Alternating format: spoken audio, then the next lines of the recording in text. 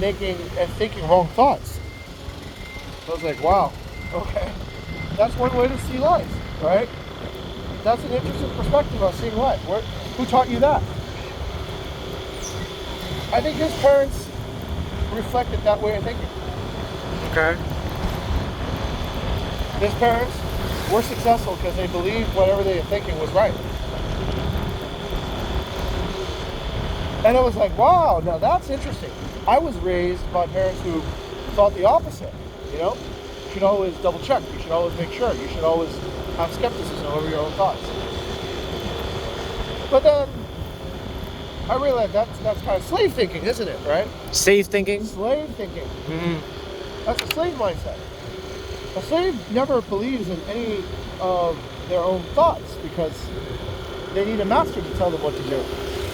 But shouldn't you, if you want to be a master, be the first person to believe in your thoughts? Yeah, you should be. I mean, a follower is always waiting for somebody else to do it. Maybe a few thousand other people do it before they will find the motivation to do it themselves, right? But a leader will go, you know what? If I'm thinking, it must be right. If I'm thinking about starting a YouTube channel, it must be right. If I'm thinking about doing this, it must be right, right? I'm not in the habit of thinking wrong thoughts. Now, it doesn't mean that you're stupid and you cannot look at evidence and correct your thoughts, right? But it's a really interesting starting point. Okay. The problem is how not to get trapped in Dunning-Kruger. It's hard to. I'll tell you why. Okay, remember what we just said about the drone, or about YouTube. At Okay. first, everybody wants to measure their success by views. But if you measure by views, you get trapped into the vanity metrics thing. You know, you don't care about quality, you don't care about watch time, you don't care about average percentage views, you don't care about all the Retention. Yeah, you don't care about all the quality KPIs that tell you you're building the right product. But let's say when you get a little bit more advanced, you think about watch time, percentage viewed, click-through rates, all that. But now I care about views again. I was like, why do I care about views? Because it tells you if you're successful. It tells you whether or not you have a breakout, whether you've been chosen by the algorithm to carry the message. So in a strange way, you start with foolishness, and then you move to maturity. But then as you get to hyper-maturity, You go back to being foolish. not foolish, but you look at the original foolish idea in a different way again. Okay. That, I feel like, is one of my limitations right now, is spending money. So, when I was younger, I probably was spending all kinds of dumb shit. And then, when I got older, after losing money, I got shell-shocked, and I don't do that anymore. But then I feel like I haven't matured to the next level, which is, you need to spend money in order to make money. Invest in them. Whatever you call it, right? But then when you invest, half the time you don't know. If you're too rational about your investments, you're only going to get rational returns. If you want irrational return, you need to Be irrational. Yeah. If you want hyper irrational return, you need to Be more irrational. Yeah. You need to see things that nobody else can see, right? The balancing, yeah?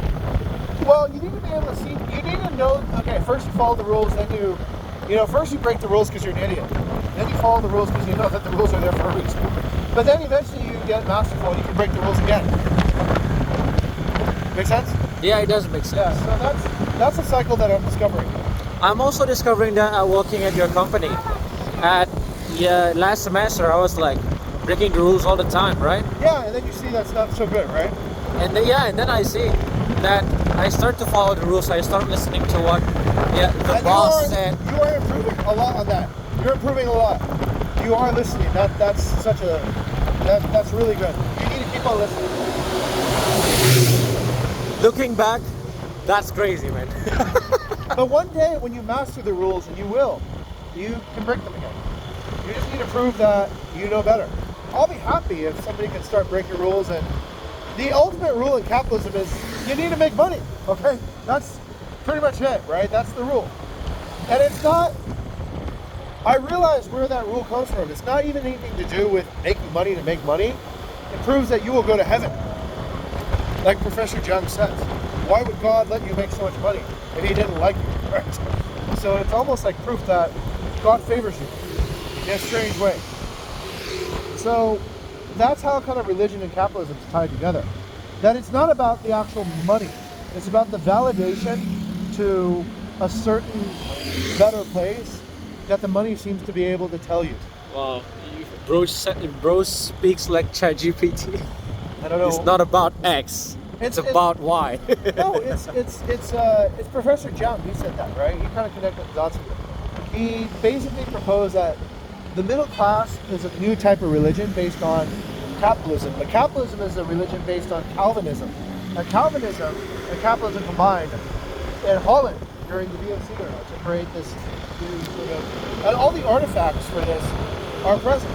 Van Gogh, Rubens, all these people who are Rembrandt, they're Dutch artists that really